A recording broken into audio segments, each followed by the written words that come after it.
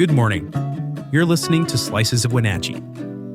We're excited to bring you a closer look at one of our top stories and other important happenings every Tuesday, Thursday, and Saturday. Today, as Dia de los Muertos approaches, families in the Wenatchee Valley are keeping tradition alive despite fear, grief, and the long shadow of immigration enforcement. Before we continue, have you joined Neighbor yet? If not, download the app today and join local conversations about issues that matter. Neighbor is a site just for our local community focused on facts, not misinformation. Best of all, it's free for everyone.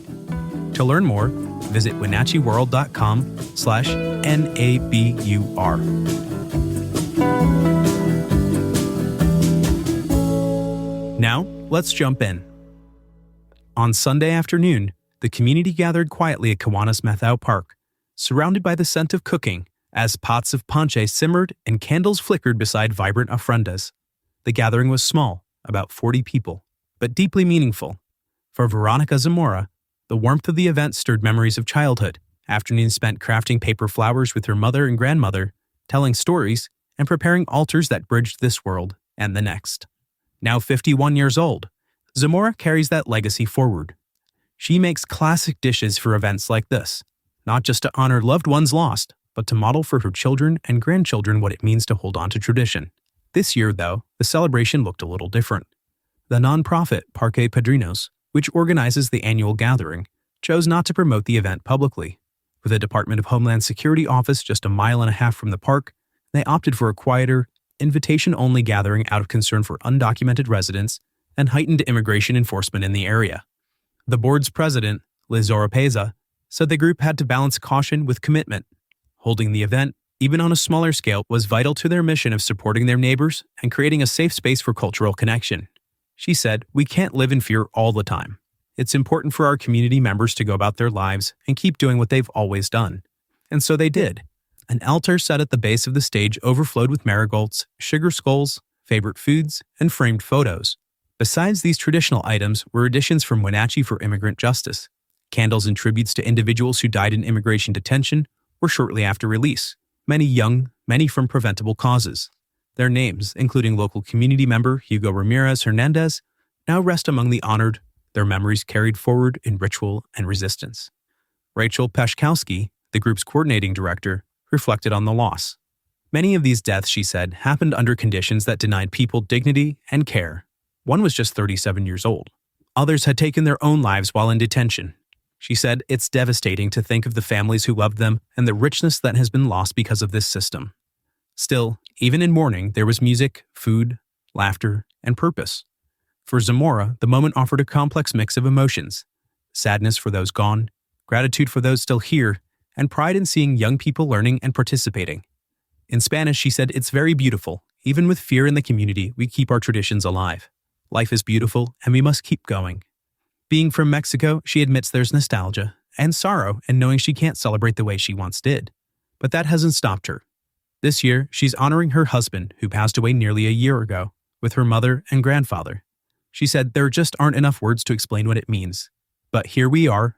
We're the strong ones, the warriors, and we keep moving forward." For more, head over to WenatcheeWorld.com.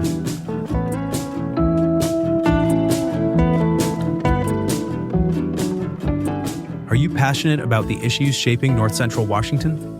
Then you won't want to miss the Wenatchee World Forum at Pybus. This monthly event brings together newsmakers and the community to dive into the topics that matter most. It's your chance to engage, ask questions, and be part of the conversation shaping our region's future. Have questions or need more info? Visit WenatcheeWorld.com/forum.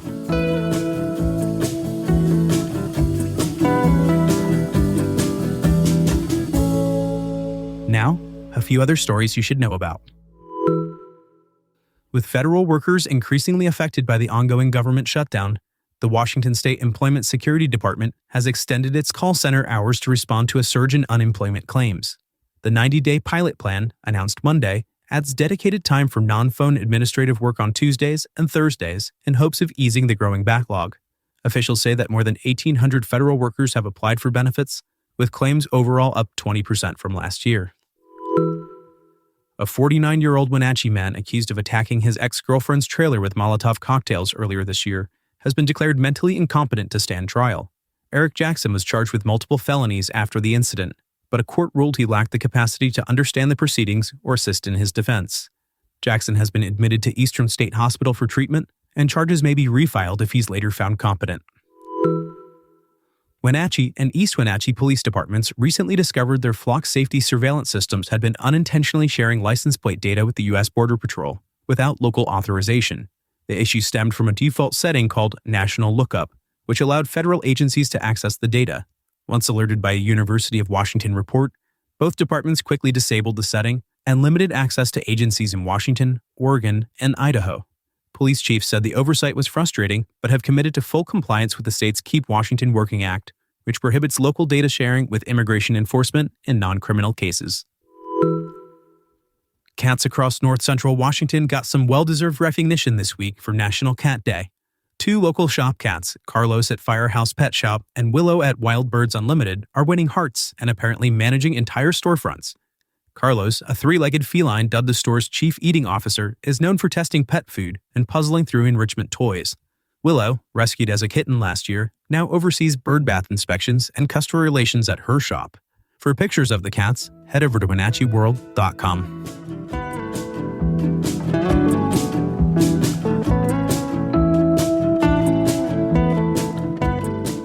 Thanks for listening.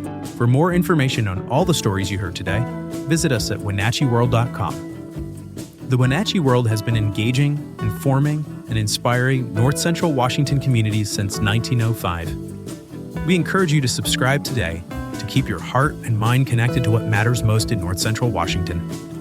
Thanks for starting your morning with us, and don't forget to subscribe to Slices of Wenatchee wherever you listen to podcasts.